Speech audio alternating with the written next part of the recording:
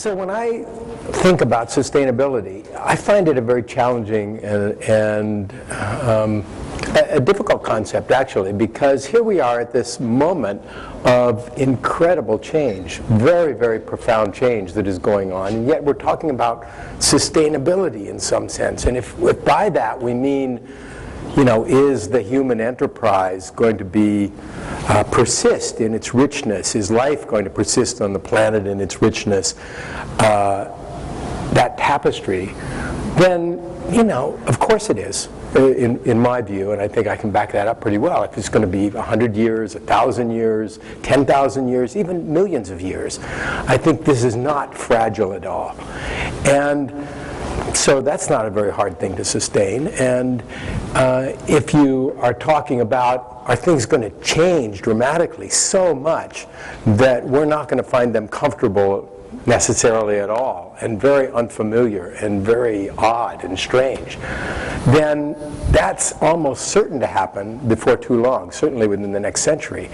And so dramatic a transition is going to occur, and it's going to occur whether we want it to occur or not. I mean, it's sort of built into the dynamics of our society and of the technology that's driving a great deal of change.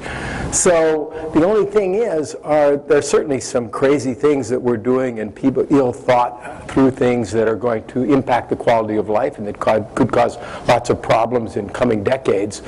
But that's a whole different level.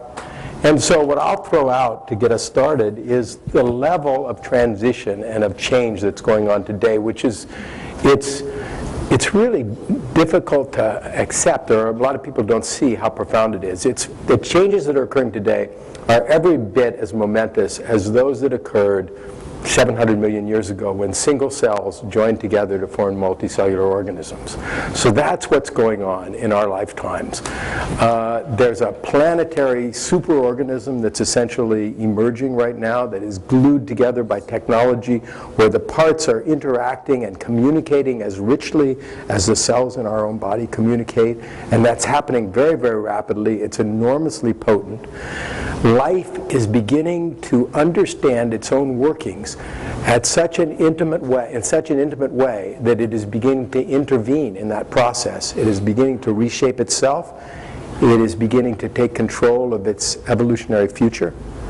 And in fact, the substance of life is transitioning from pure biology to silicon, and its ilk is amalgamating with biology. So we're taking the inert sand at our feet, and we're breathing a level of complexity into it that rivals life itself, and then we're integrating with it very, very tightly. So these are the kinds of things that are occurring just in this instant in time. And so when you talk about sustainability, there are very, very dramatic changes ahead of us. And I would say that they're largely driven by a very powerful dynamic of technology and discovery, and that we're just kind of trying to keep up with that and respond to it. And that's really the changes that are occurring. And it's a very robust change, it's a very powerful change, and I think it's a real privilege to be present at this instant in time and to be a witness to it, to be shaping it, and we're also its objects, which is why there's so much angst and concern in the world today. So I think that's a wonderful vision. It reminds me of in the Vimalakirti Sutra, which you may not have read, even though I translated it. And it's really a good read. If you could give me the thumbnail. But in the beginning of it, these people come to listen to the Buddha. He's visiting somewhere and living in someone's garden outside a big city. And then 500 young people come to see him.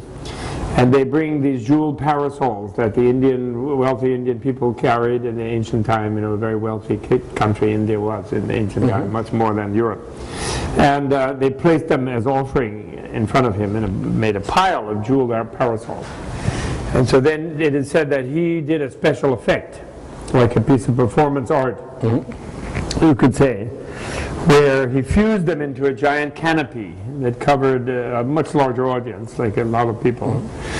And when they looked into that canopy, they saw the total interconnection of everything. But of course, being Buddhist, the Buddhist vision at that time, or still being very sci-fi, you could say, they saw other universes as well, and other planets filled with human beings and other animals, and all kind of like really a Star Trek type of vision, all interreflected in this canopy, and they were, and then they could hear different Buddhas teaching different things, echoing in the chamber of this. And I remember when I translated, I was like, "What is this?"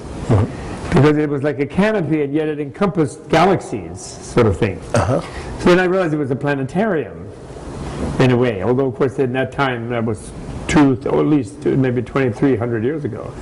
There was no such thing as a planetarium, a mechanical one that as we understand. But what you're saying reminds me of that. And I like that aspect of the vision. But I think and then second, so that would be my first point, And that sort of total interconnection of everything, I think, is the very driving vision today. That is very liberating to people who perceive it, and very threatening to people who are afraid of it, I think. And they want to shrink away from it, and they're afraid of it because they feel it might contain aspects that won't be comfortable for them, as you put it.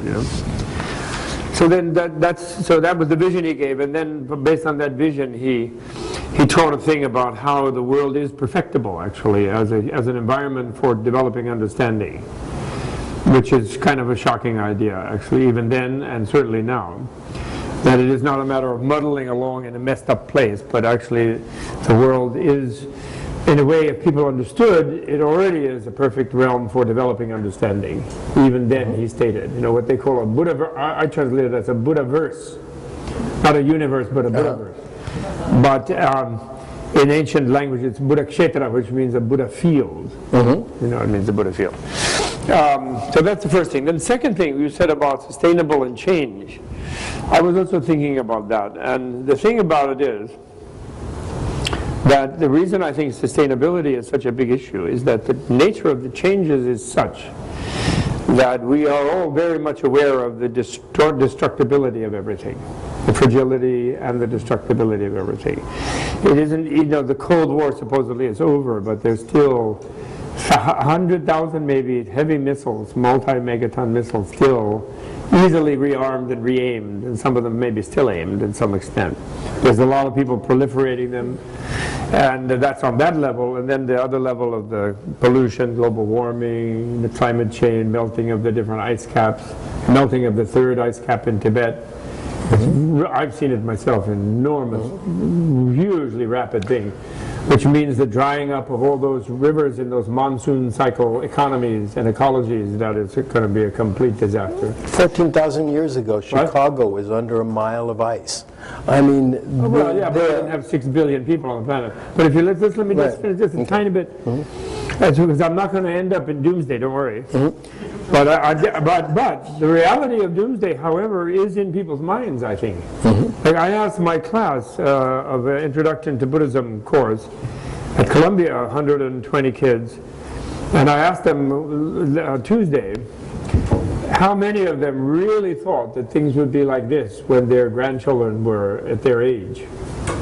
3 people thought so. Then I really pressed it, and I waited, and I said, now I hope there's not others there who really think so but don't want to say. They're afraid they might have to debate with the professor or whatever it is.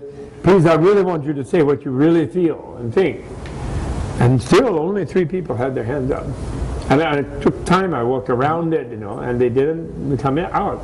So then that's the thorough thing, the mass of men today lead lives of quiet desperation, So then I asked them, well, what are you doing then? You're getting a BA, and then you're going to go on to graduate school, you're going to do, what are you doing? And you're going to have families? Why? If you really don't think that this place will be hospitable to them 2 generations from now, or you really doubt it, like, what radical change are you going to do about your own life? And then I left it there, So however, I think that the human being so adaptable and so intelligent, in spite of the stupidity of certain members of our country, manifest.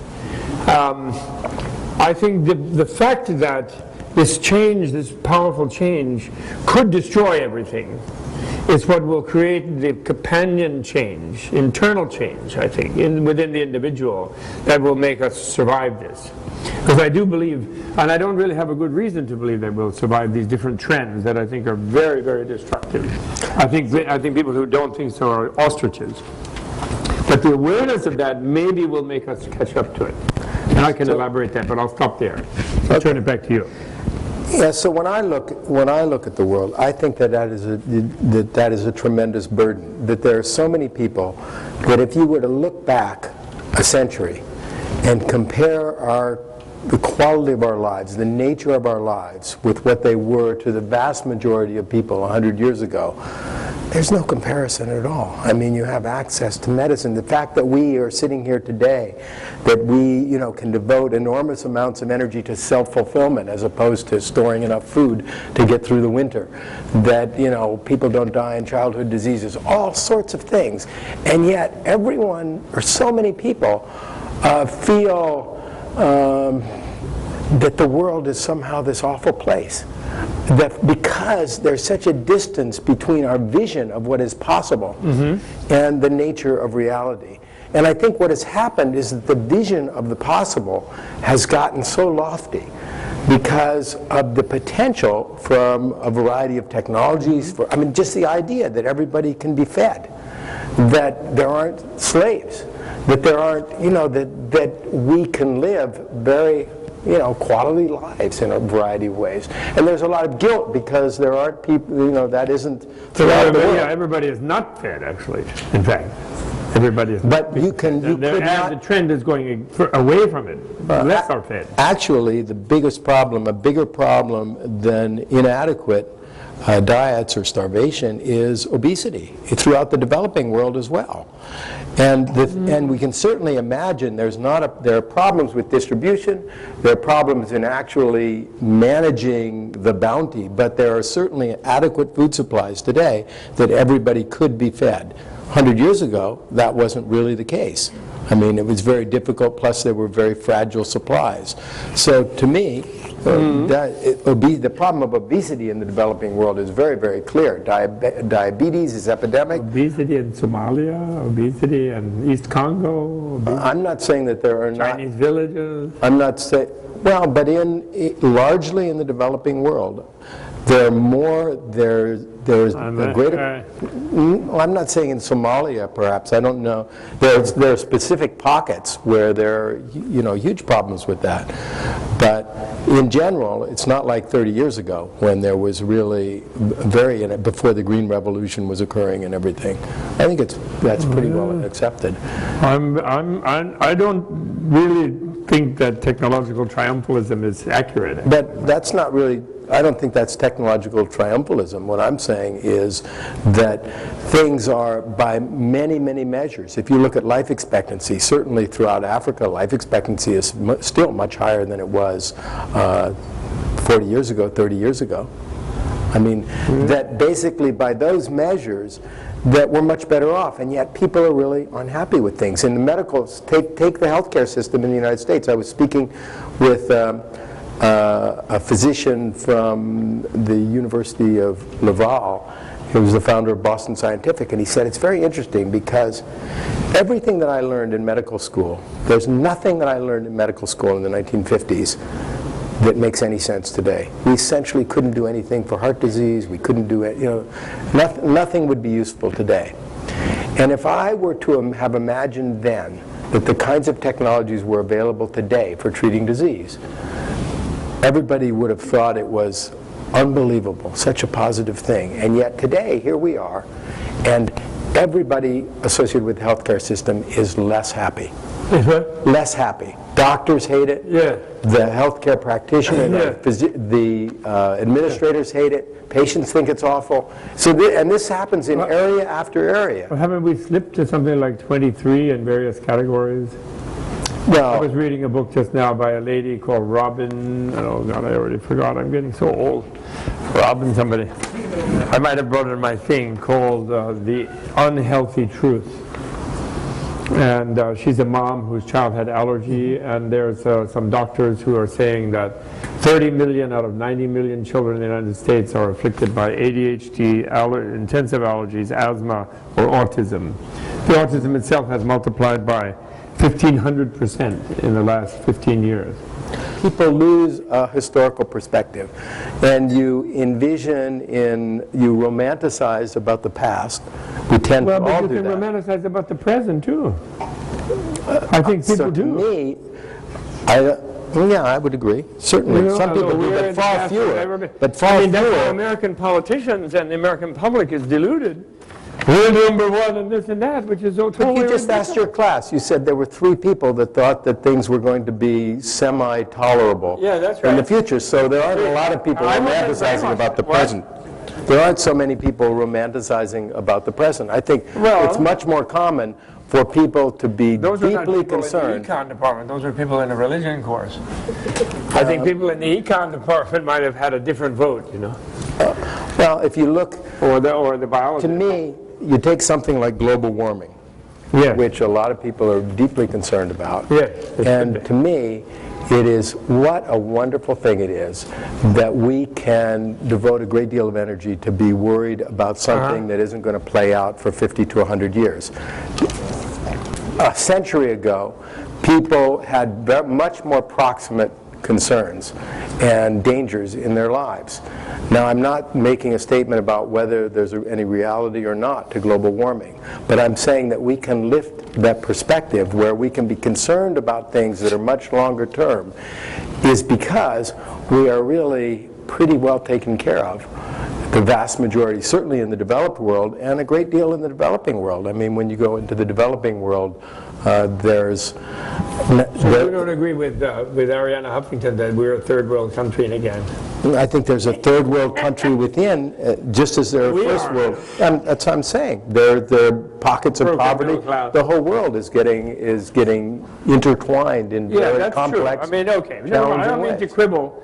I'm just saying that I have a more complicated position. I think I'm happy we're here. I think, for example, this group here, that we're here tonight, instead of like watching Rachel Maddow or some other person on the more moronic network, as there are some moronic networks, that we're here talking about this stuff with you, and we're debating a little and talking a little. That's wonderful. That we're not out there like fighting the wolves or something. Okay, I'll agree with that, 100%. But I think that in doing that, we should have to be aware that it's a very delicate situation. And that will affect how we understand being here and how we are looking at it. That's my thing. I think that it's like those people who, there are people who are saying, oh, global warming is great, and we can go farm in Siberia, we'll have a lot more land. There are people in China who think that. I don't know if you know that, but in China, in Siberia, there's only 6 million Russians left in Siberia. The Chinese have moved up there already 3 or 4 or 5 million workers. And that looks really nice to them. That's big space, and if it warms up, wow, you know, they can grow cabbage up there. And they're really liking that. So there are people who make a virtue of global warming. But on the other hand, in Tibet, with its glaciers melting, at the speed they are melting, with 2 or 3 times faster than global warming would have them melt, actually. Due to the mismanagement of the Tibetan environment by the Chinese occupation. And the river flow of the Mekong, for example, is at 35% of what it normally is at this time of year. And that Mekong is right, Thailand, Laos, Cambodia, Vietnam depend upon the Mekong. And they're getting, the fish ecology is changing, everything is changing. Chinese have 22 dams built already on the upper Mekong in Tibet, and they have 40 more planned. And of course they say, oh, well, we're not going to build big reservoirs up there, though, so there won't be evaporation. This is just temporary drought, and it'll be fine, and don't worry. They're making statements like that in conferences in Bangkok and in other places. But other people, many people don't really believe that. So there you're talking about a long drought period between monsoons in countries where 2 or 3 billion people live. So the situation. So the situation that you're concerned about is that there are going to be dramatic events occur that are akin to the Black Plague, you know, the Black Death, or something just more locally, the Dust Bowl of the 30s here, you know. So, Like the Koch brothers in Oklahoma are busily funding scientists to say that there's no global warming, and they have James Inhofe as a spokesman, the senator from Oklahoma, shouting about how it's a big hoax, right? And so nobody's going to do anything, is doing anything about it. So to me, And then China imitates us, they don't do anything about it. it's actually, I find it, how to say it, a conceit to think that basically the very modest things that we do in individuals, which feel very good in terms of recycling and all sorts of things like that, are going to have an impact on these larger changes that are occurring. Now, the reality is that if you look at Kyoto or any of the accords that I've seen, they would have, even if fully adopted, they would have almost no impact on global warming. People feel that the larger sort of transition, the larger changes that are occurring in the world, are individual responsibility. And to me, I look at it and I think, my God, it's extraordinary what's happening, and we can sort of maybe affect it a little bit around the edges. But this is what's occurring, and we're observers of this, and we're participants. But where people get really uncomfortable, I think, is that it's an emergent phenomena. It's something that is not planned out. It's very difficult to predict what's going to happen. It's very powerful, the drivers of this, and we're kind of along for the ride. And so you feel then that people as individuals have no power to affect the world, and you're saying? I'm not saying, that's an extreme expression of no power to affect the world, but no power to affect the larger sort of changes that are occurring, the nature of our world. So my feeling is that the character of our world is driven by these larger things, and that we're kind of we're kind of inhabiting and participating, and we're a part of this, and we're active in it, and we change things that matter to us in the short term, or we can affect quality of life, we can save somebody, we can do all these things, but in a larger sense, we're part of this something that's moving forward. And I think it's a huge burden that people feel like they're kind of personally responsible for global warming, or for whatever it is. Not that you can't do things to make you feel better, but that this is something that's going on that has a dynamic that is much larger than us. And and so to me, things are just perfect, and there's all sorts of problems. I mean, it's a world, but there is imperfection in the world. I mean, people look, the trajectory of life is brutal. I mean, it is. You're going to lose everyone you love. Everything is going to be taken away from you. It's, not a pretty picture if you step back from it. But that's kind of what life is about. Well, I mean, which vision of life? Of course, now we can tangle on a really great argument. Reincarnation. Well, that's my favorite with you techno guys. Well, then it isn't, okay? Then it's just fine, Then there is no tragedy or whatever. It can be even worse, because reincarnation means you can be reborn as an animal. You can go back to amoeba personally. But when I was saying it's back to the methane ocean. When I'm saying it's perfect, I don't mean there's some sort of that we're moving towards some sort of perfect. So when people talk about perfection, I don't even know what that means. There's always, if you look at it, people get more affluent, they get all sorts of things, and there's always the same problems. There's always the same problems. Have you ever had a moment of complete happiness yourself? Have you ever been really happy where you wouldn't ask for a single bit more happiness? Have you ever had such a moment? I hope. Yeah, but they're inconsistent. What's the but about it? It didn't last, is the but. Yeah. Yeah. So therefore you know what perfection is if you ever had such a moment. Perfection is where that moment is unending and doesn't necessarily wipe out your playing around in your lab or you're hanging out with us. But yet that moment stays with you, and it changes the quality of everything that you experience. And therefore, because you're in that moment at all times, you're able to do whatever you want to do with 100% better energy. and your loved ones, and your like friendliness with them, and your kindness to others, and your insight, intelligence is like 100 times more effective, and your ability to affect this great world that is emerging is more intense, because you're completely blissful at all times. So that would be perfection. I mean, at least it could give you an idea. Now maybe there is no such thing. I agree, I'm not sure, but the Buddhists think there is. They do think that there is a way of, there's an evolutionary summit, in other words, that can be achieved by a sentient being, such as us, if they make the effort.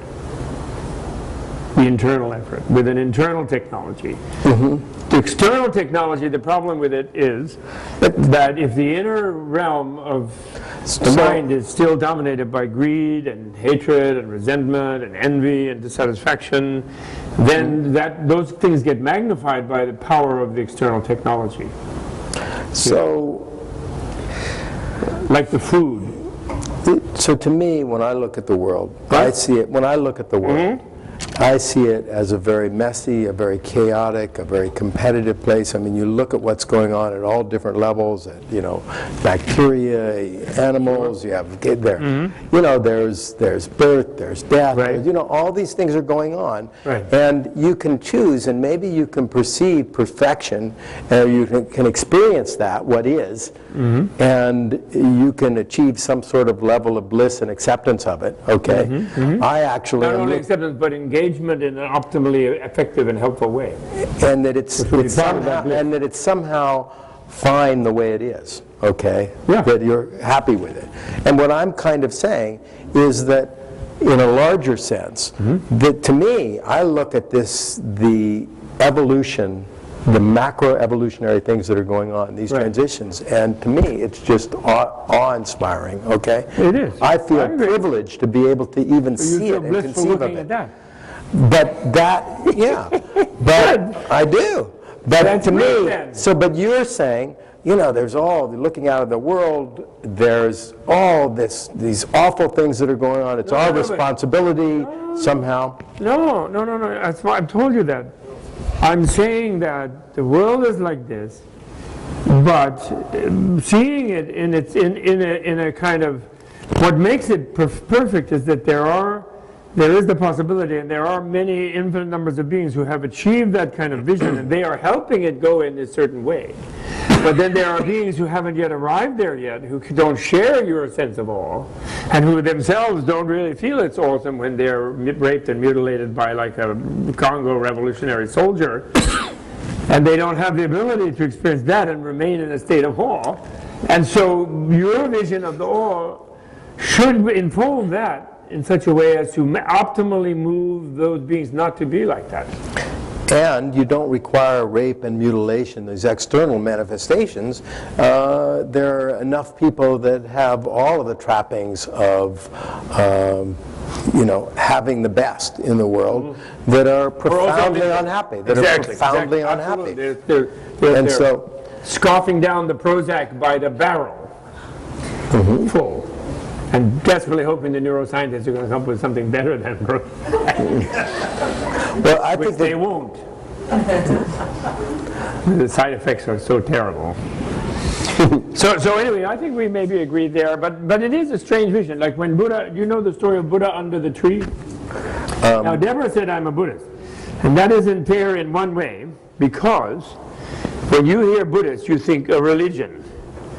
But actually, if you know what Buddhism is, it is only like 1/6 religion. I got the Dalai Lama to agree the other day. It's only 1/6 religion, by meaning what we define religion as nowadays, which is as belief system, and fairly much a non-rational but emotionally comforting belief system. That's pretty much how we define religion in the in the profession, let's say, of religious studies.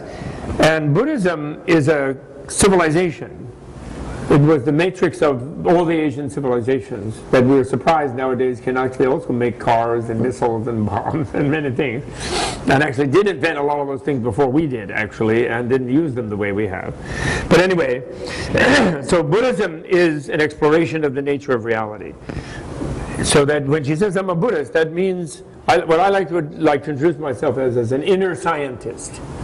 What they call Adhyatma Vidya, a scientist that believes that the individual's understanding of their own mental and emotional and intellectual and psychological workings is the primary science, because the primary determinant of the quality of an individual's life is how they react to what happens to them from the external. It isn't necessarily what comes from the external. Right. You can be in bad circumstances externally as long as they're not really horribly bad. Right. And you can be have a very rich existence because of the way you react internally. You can have a very good one, like you mentioned, and you can be really haunted and freaked out and crazed and suicidal even, and yet you have all material wealth and whatever you have. And we know that we see that happening with many people. And so the Howard Hughes syndrome, you know, toward the end. So that, therefore, that tradition of science in India, and the yoga tradition comes from that, as well as Buddhism and other Indian religious manifestations. But that tradition is a tradition of really philosophy and psychology, where they privileged what they call the inner science, and they did not, like Western psychology after Wundt, say that the inner introspective element is useless and worthless, and the whole thing is to reduce mind into brain and, you know, physical manifestate biology and brain and so forth. No, they said that there's a scientific way of the individual learning how to deal with their own emotions, with their own intellectual failing, and they gave and they said that the individual, especially human being, because of the nature of the evolutionary stages of the human being is capable of fully understanding themselves and their world. Not just a high scientist, but every human being basically is capable of that, if educated in a proper way, and therefore it is such a system of education. So what we're talking about then is a dialogue between an outer scientist from the ancient Indian perspective, physics, biology, which are very important and beautiful things. They did not underrate them.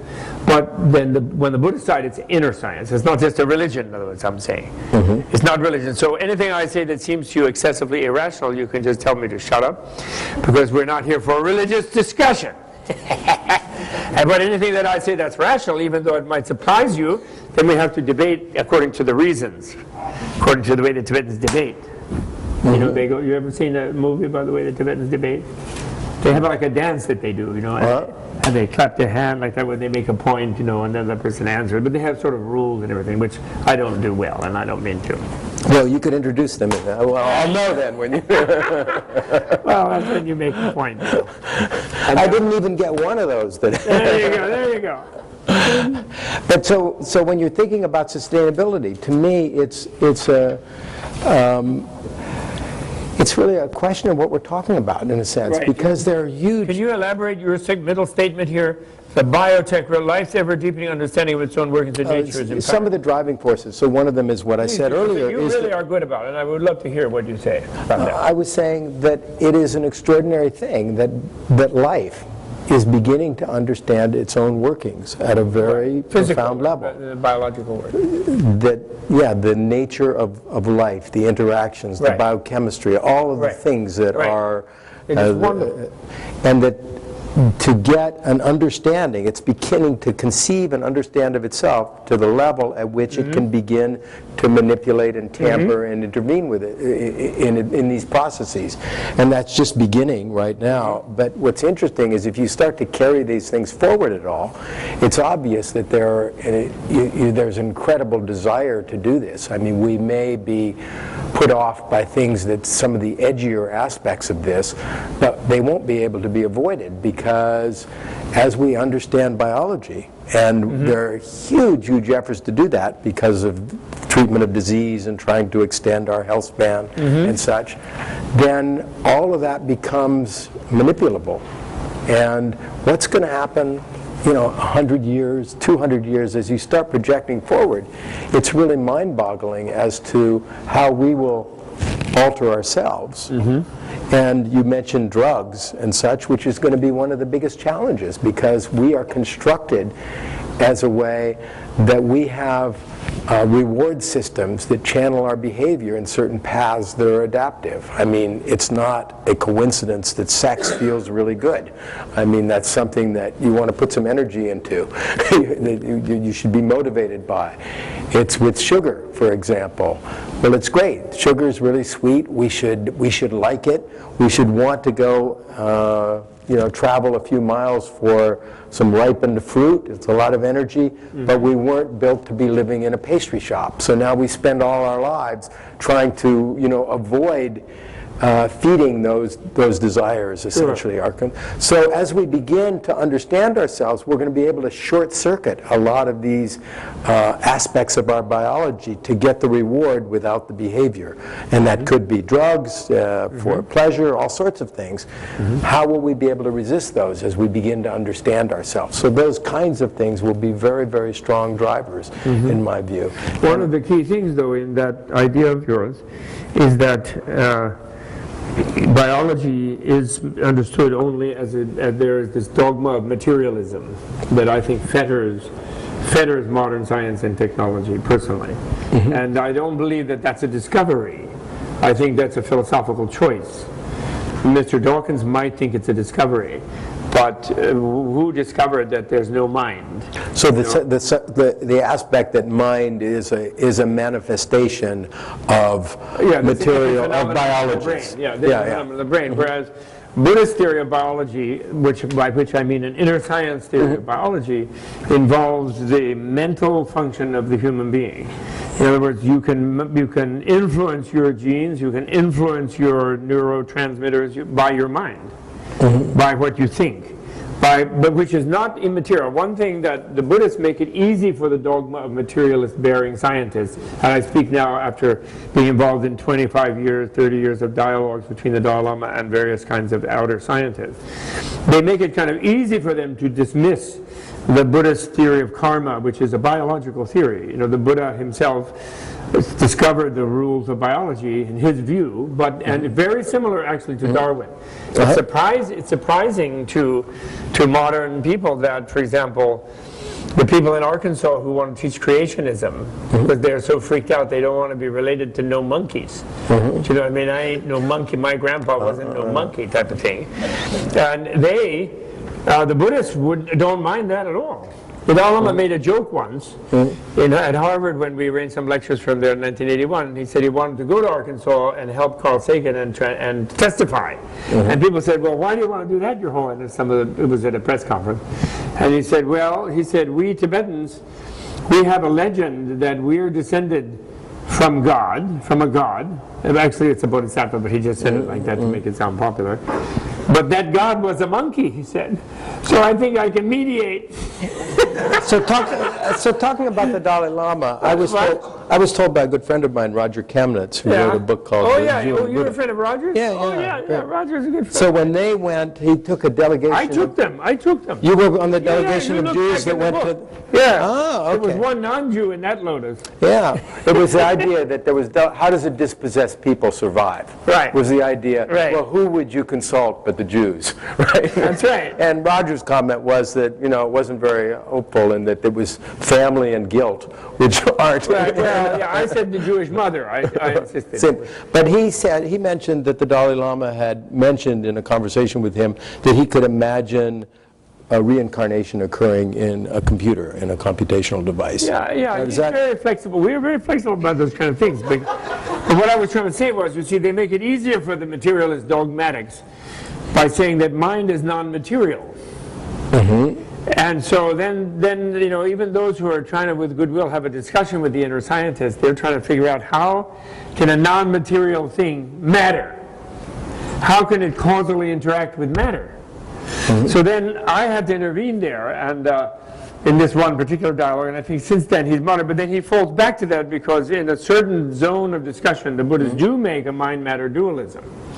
Because they're philosophically flexible. They're non-dogmatic, Buddhist scientists are. They truly are Popperian, in that they don't say there's absolute laws of this and that. That theories are useful within certain relational contexts, but they're never to be thought of as absolute. Because they only can relationally describe processes in a useful, more or less useful way. Which means their truth is relative, in other words. And absolute truth is only the absence of an absolute truth in a certain way. The openness, in other words, of reality to endless further refinement of understanding. But the key is that mind is... So then I said to His Holiness, I said, but Your Holiness, you don't mean that mind doesn't have energy, do you? He said, no, of course it is subtle. It's energy, it's subtle energy. It's of course energy, he says. I said, well then in a Western context you're saying that it's material. It's just very subtle material. So thought is matter, but it's a very subtle matter. And the way of engaging with that subtle matter, and why the Buddhist inner sciences is so important, is that each person, controls their own selective serotonin uptake inhibitors, They, by their way they think and feel and the way they handle their emotions and so forth, and the way they can concentrate.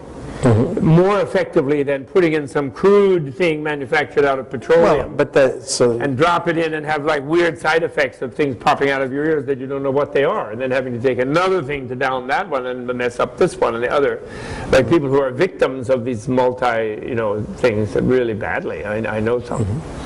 Well, these are certainly very early stages in terms of manipulating biology. Well, yes, and very crude early stages, but how do we get to the further stages? This is my appeal to you, let us just say at this point in this debate, is that the further stages would involve dealing with people through beginning to rehabilitate the use of introspection, and to being to rehabilitate actually training scientists themselves how to develop more refined and sophisticated inner awareness, and how to develop patience to develop their inner awareness, and how to mobilize those resources within people. So I would imagine, rather than just impose something from outside on the basis that that person is a machine with a neurotransmitting like brainwave that they are going to just affect. You follow me? Well, when you say a machine with that, it's a very simplistic view. To me, the idea that you have very, very complex phenomena that, although they are an expression of physical, cellular communications and aggregates and such, but they're not connected in any simple way to those. They're a very complex emergent manifestation of that. Yeah, okay. You might say that there's where does thought come in? Where does the individual's own thought and own emotion come into that? You follow me?